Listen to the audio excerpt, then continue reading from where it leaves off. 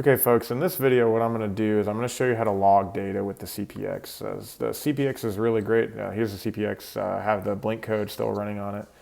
The CPX is great for taking accelerometer data, button press data, analog data, sound data, whatever, but it might be important to plot that data and use it somewhere. So first what I'm going to show you is how to plot data just within Mu.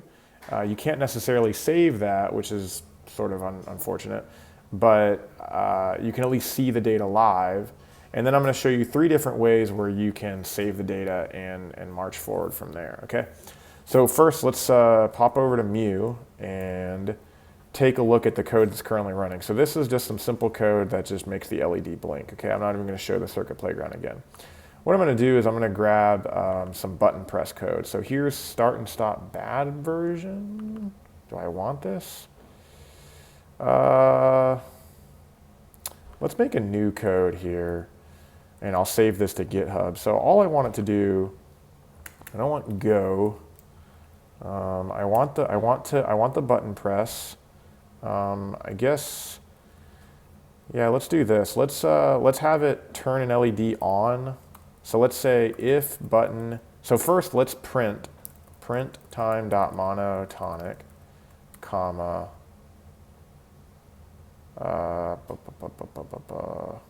And then button a dot value, okay.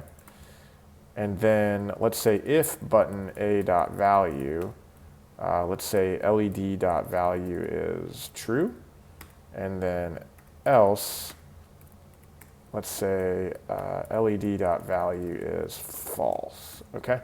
So first I'm going to say this is button a dot pi.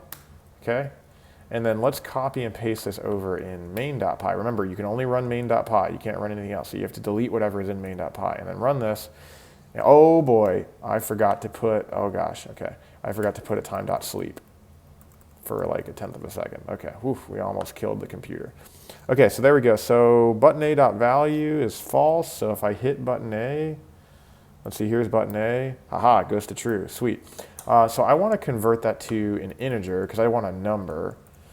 And let's see, so 0 and then 1, and then the LED is turning on. So so check this out. So if I hit the A button, the LED turns on. So that's kind of neat.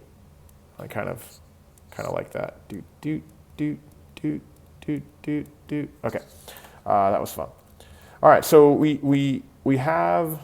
This part is not really important for logging data, okay? So I'm just gonna get rid of this. Oh, I need the time.sleep, otherwise it's just gonna log. It's gonna create so much data.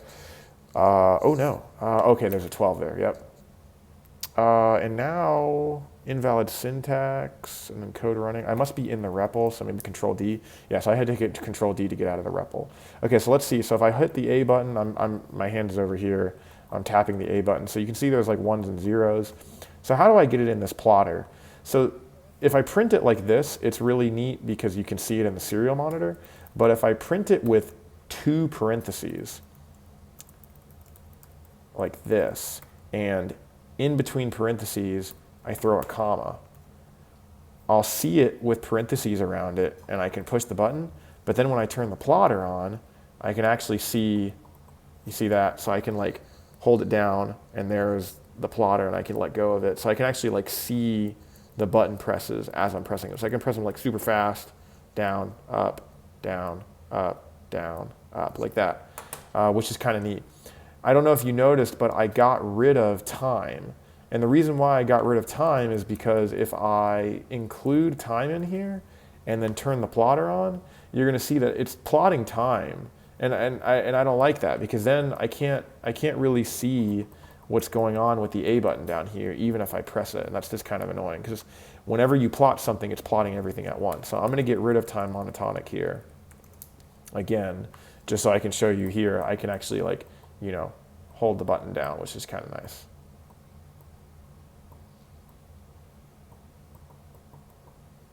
All right, okay, so then that's all well and good. I can see, so this is, so like use this line for serial printing, and then use this line for plotting, right? But I don't want to plot. I want to log data.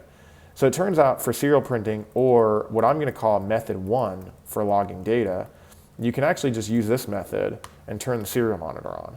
And then what you can do is you can hit the button left, right, bump, up, up, like that. And then when you're ready to stop taking data, you just unplug the circuit playground.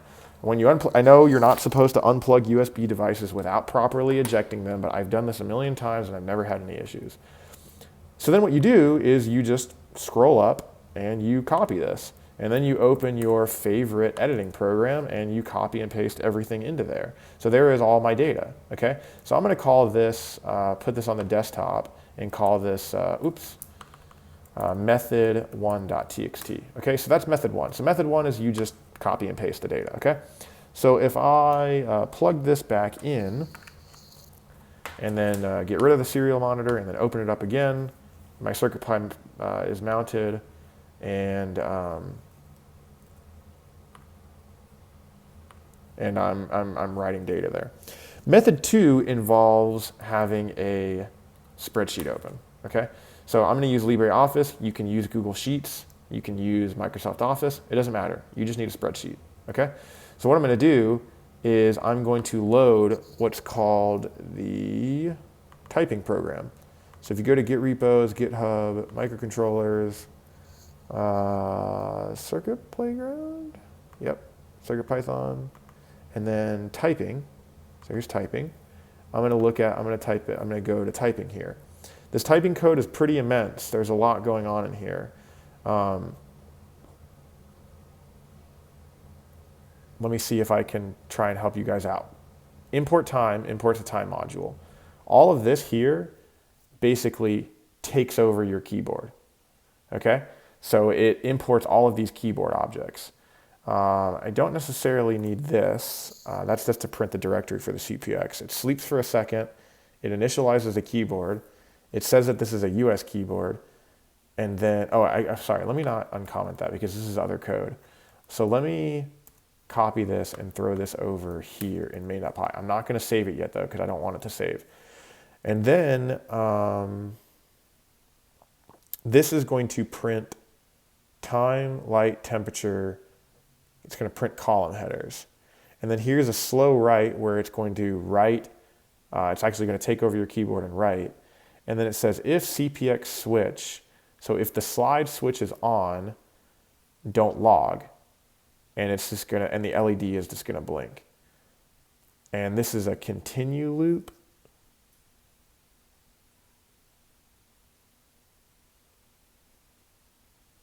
Huh. This doesn't seem right. So if CPX switch dot switch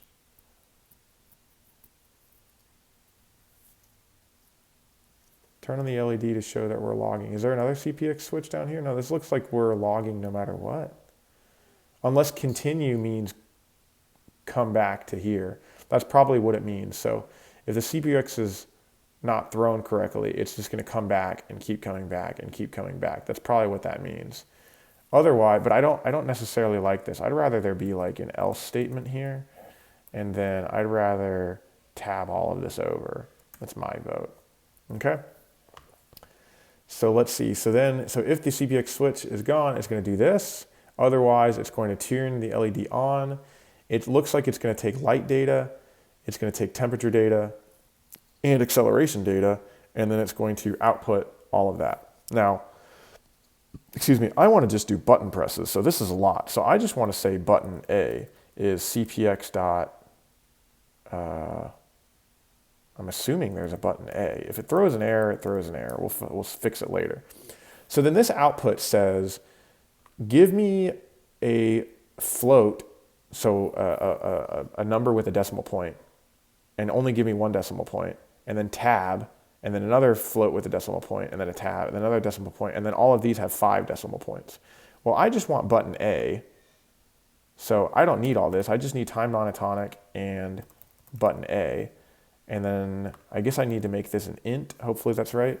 And then I think, so this is a float, that's the time, and then a tab.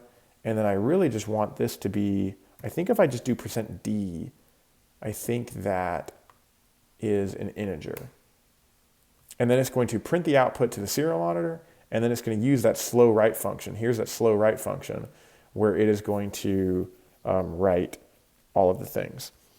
So then the keyboard is going to press so it's going to write a number, press tab, write a number, and then it's going to press the down arrow, and then it's going to hit the leftover 6 times. Now the reason why it hit the left arrow 6 times was because there were 6 variables. We actually only need to hit the left arrow once. And then that should be it. So this should work. So hopefully the switch is not thrown. There's a switch in the middle here. Hopefully that's not thrown. So let's save this.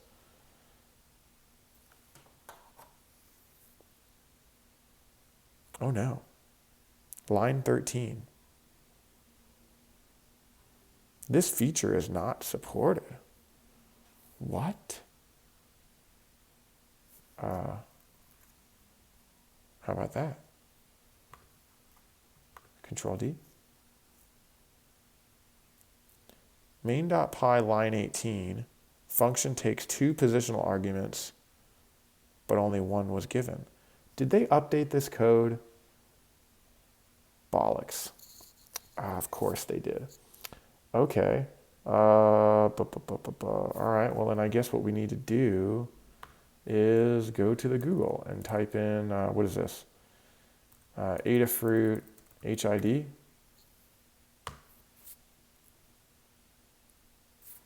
Ooh, that's very large.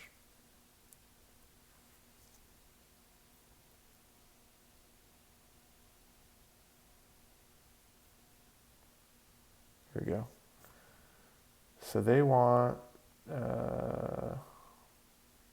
whoa, this is completely different. What is this USB HID dot devices? Where is that? Oh boy. Okay, so we need to import this. Does that exist? Okay, yeah, that exists, so that's all good.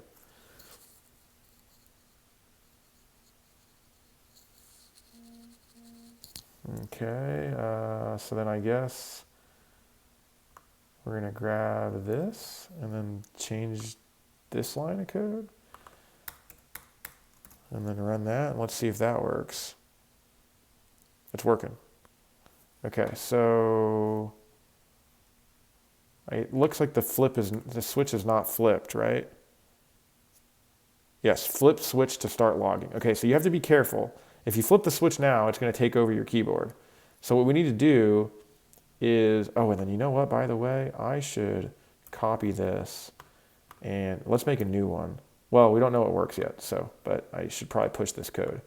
Okay, so what I'm going to do is I'm going to come over to here and I'm going to flip the switch on the playground and hopefully it's going to throw an error. Of course it's going to throw an error.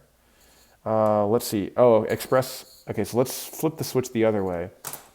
Express has no attribute button A.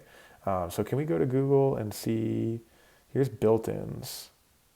Does that mean there's a button? What about button? No? See, this is where printing the directory was kind of nice. But it said that it's not, that you can't do that, which I don't like. Because how do I know?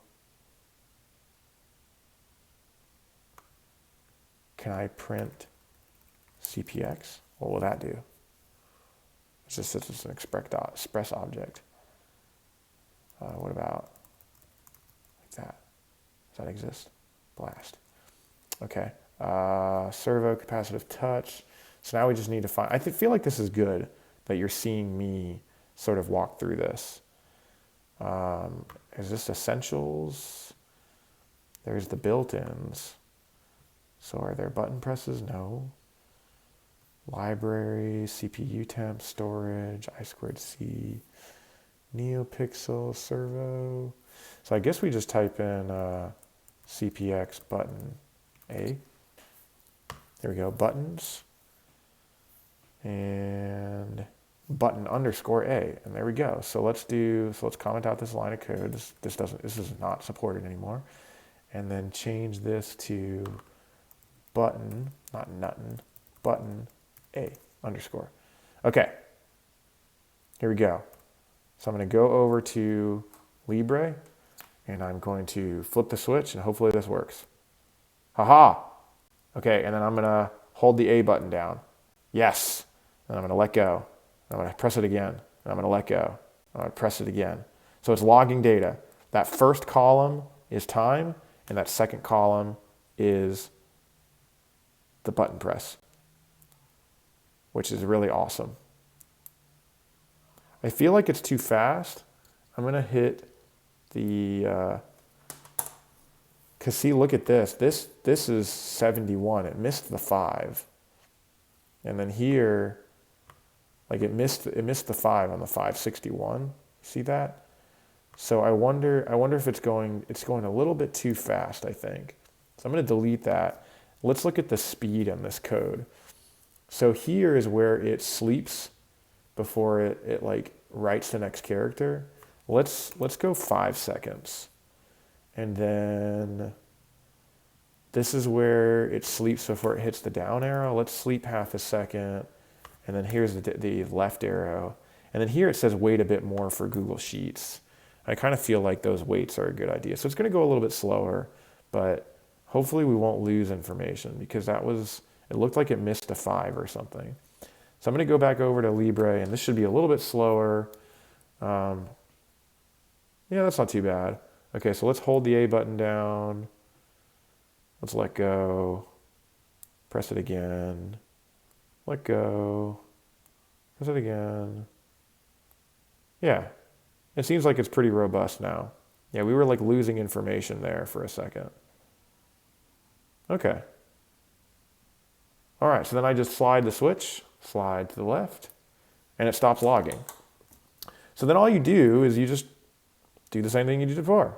You copy this, you open up your favorite notepad, and you paste it in. And then I'm going to call this method 2. Done. Okay? So there's method 2. So we are on our way. So now we just have method 3. So method 3 is probably the hardest one. Okay? And it's the one that gives me and my students the most trouble. Okay? What you need to do is you need to load 2 codes. So the first thing you need to do is you need to load GitHub, microcontrollers, Circuit Playground, Circuit Python, and there's a folder called data logging, and you want to grab boot.py. Okay, and what you want to do with this is you want to copy this and paste this in, and when you save it, you want to save it to your CircuitPy drive, and you want to call it boot.py. Now, I know what you're thinking. I thought you told us that you could only run one Python script at a time, and that's true. When your CPX turns on, it looks for a file called boot.py. If it finds it, it runs it once. After that, it never runs boot.py again. Okay? So I'm allowed to put boot.py in here because it's only going to run this once. Okay? Now, what does this line of code do? What is this doing? It is importing digital I/O and storage and saying, okay, create a switch using board.d7. And if you look on the circuit playground, D7 is right below the switch. And it's saying remount. It is remounting the hard drive of the circuit playground if the switch is pulled. Okay? When you do that, you are allowed to create text files on the circuit playground, but you can't edit the code. And this is where like this creates like the most strife. Okay? So I'm going to close boot.py because I don't need it anymore. I'm going to close this, button A, start stop bad version, blink.py, this light pattern, and the external LDS. Okay? And now what I'm going to do is I'm going to load documents, Git repos, GitHub, microcontrollers, circuit playground, circuit Python, go back to data logging, and I'm going to grab write button presses to disk. Okay? So here is code where you write button presses to disk. So you import time, board, digital I/O. Here's the switch. Here's the button A. Here's the LED.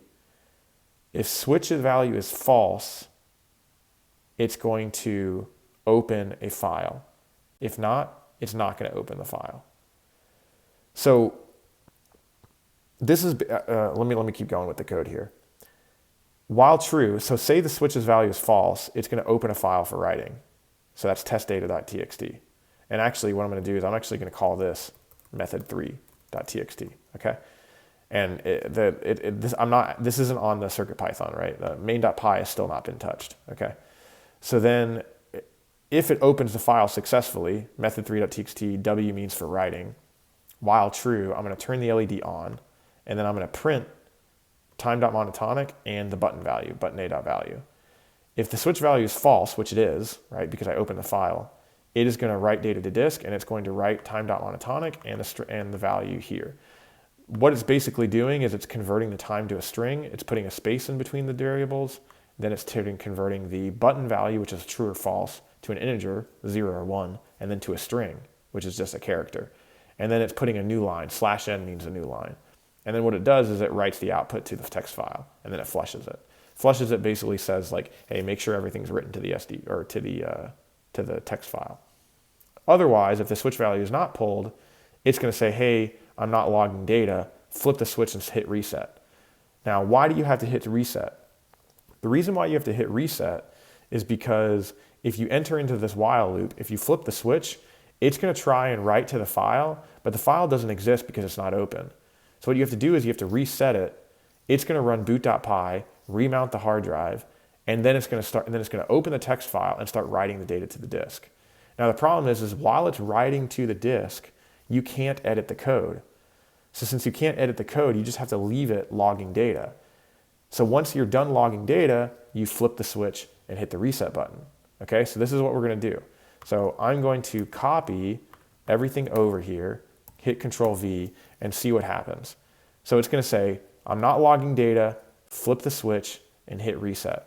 Okay, so I'm going to flip the switch on the circuit playground, and it's going to throw an error. The reason why it throws the error is because the switch is thrown now, but it can't, the file doesn't exist because I didn't open it. So I'm going to reset the device. I'm going to close the serial monitor, and then I'm going to open the serial monitor, and now it's saying it's writing the data to the disk.